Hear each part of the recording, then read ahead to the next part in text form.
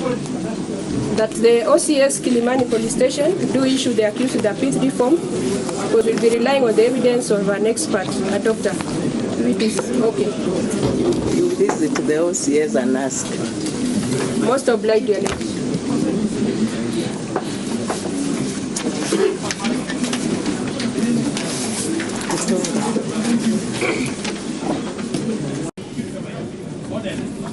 Mr. Peter Kaluma and Caroline Kamau.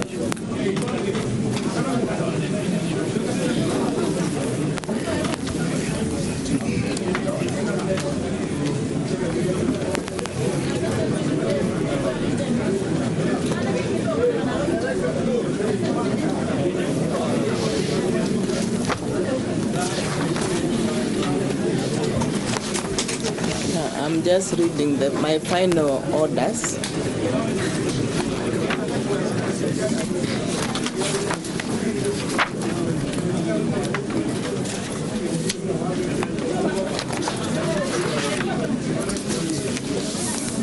The conclusion is that the investigating officer has shown the evidence he has against the accused persons. At this stage, the court has no duty to make any conclusive findings as to the weight of it. The strength of the prosecution case is a primary factor to guide the court in making its decision on bail. In this case, the evidence affecting the second and the third accused has been acknowledged by both of them. They each went further and made responses in their affidavits. It is therefore acknowledged that such evidence exists and cannot be brushed aside. As for the first accused, according to Mr. Ondari, the prosecution will be relying on circumstantial evidence. There has been reference made to the evidence in the investigating officer's affidavit. At this stage, that reference is based on conjecture, and I find it is dangerous to use it now as a ground to deny bail. That is the kind of evidence the court has to test cautiously at the trial. So I find that there are compelling reasons not to grant the second and the third accused bail at this stage. I find releasing them may send fear, anxiety to potential witnesses and therefore lead to intimidation, which may adversely affect the case.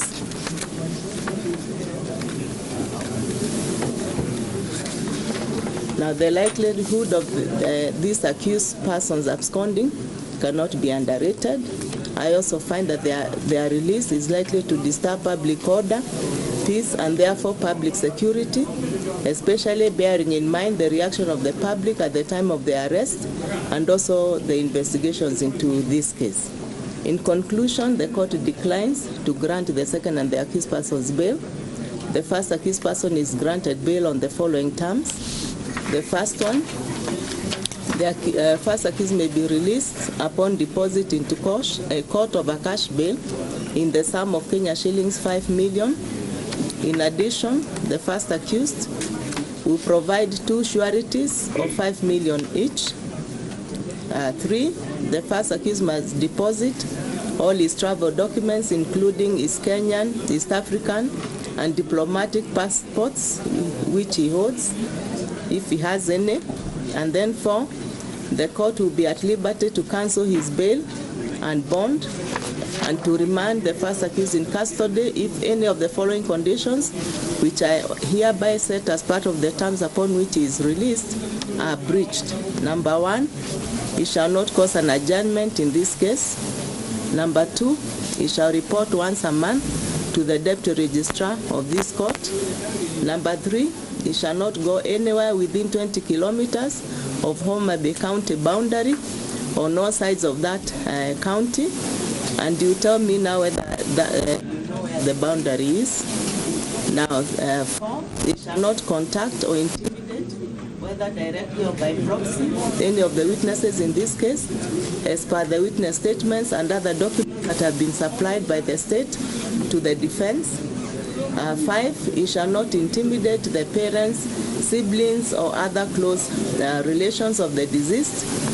6, he shall refrain from mentioning or discussing the deceased or this case in any gatherings or political meetings, whether public or private. Those are the conditions which I have set. That is the most of them. Yeah, we are going to take hearing dates for the case. My lady. My lady.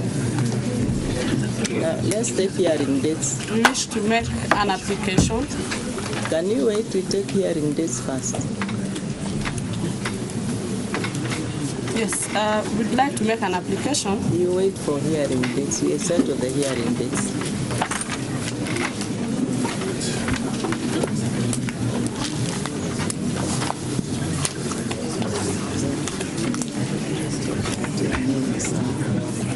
How many witnesses do you have?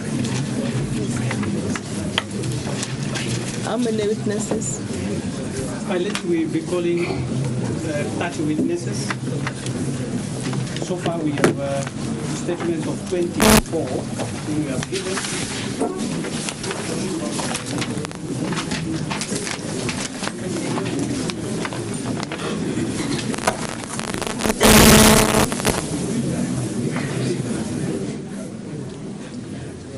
And we hope to get statements to supply in two types of statements of the other witnesses as well.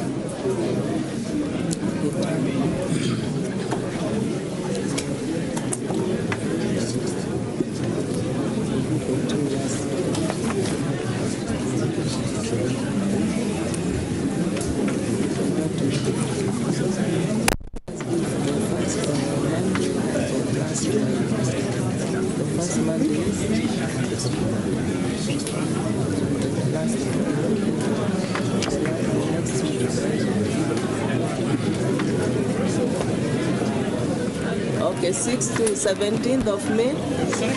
6th to 17th of May next year. 6 to 17th of May. Fine with us. That's right with us. 6th to 17th May. In the meantime, I want everybody to confirm. yeah, fine. Yes, I have two confirmations. Second accused 6th to 17th. Yes, that's okay with us, my lady. 17th of May. That excludes the Saturday and Sundays. Or you want to sit on Saturday and Sunday? Somebody is laughing. We can sit on Fridays, subject to you.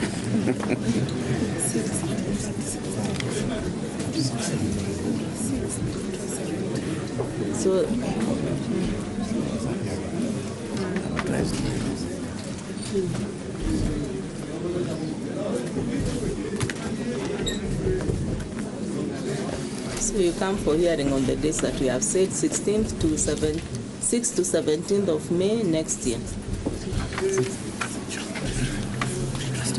Your Ladyship, could the court set a date for the trial conference?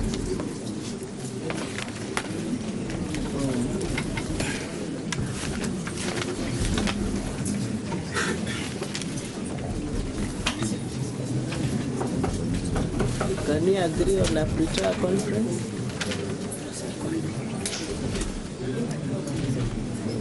Pre-trial date? And give us a pre-trial.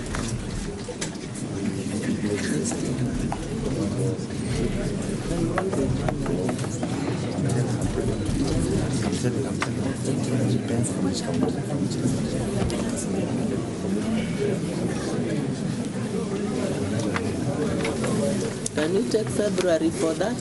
That's fine. February. Which date? 14th of February for the pre-trial conference? That's fine. That's okay with us. That's okay, my lady. Somebody say that. Sorry? That's okay with us. Valentine for young people. Mrs. Asher? Yes, my lady, wish to make an application on behalf of the second accused, seeking the leave of this court to appeal against the decision denying the second accused bail to the Court of Appeal. My lady, our application is founded on Article 49 of the Constitution, which is in the Bill of Rights, and Article 48 of the Constitution, which also gives the accused person an unfettered right to justice, we urge this court to interpret the law so as to allow an appeal on bail under Article 259 of the Constitution, which provides for the purposive interpretation of the law. My lady, I say this because the Constitution must be read as a whole, and each article... Counsel, let's not go on and on. I'll give you the right of appeal. Most obliged. Most obliged.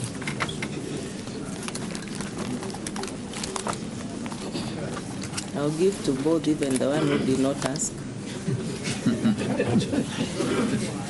My lady, on the part of the card accused, we shall just be applying for a copy of the ruling.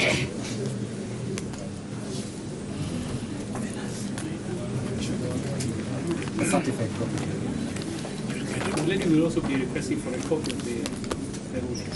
And the first accused would also have a copy of the ruling.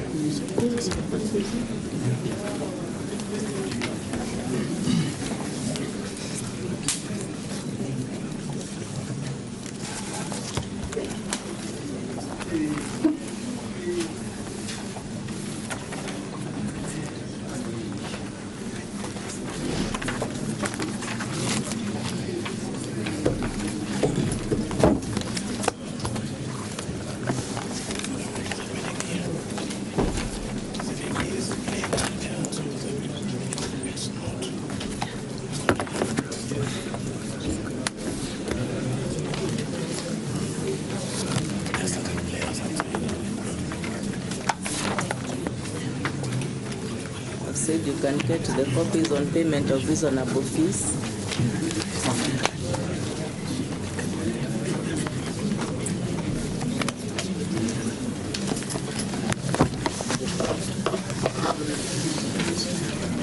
Criminal case number 30 of 2018. Accused person is Boniface Nyakude Momanyi.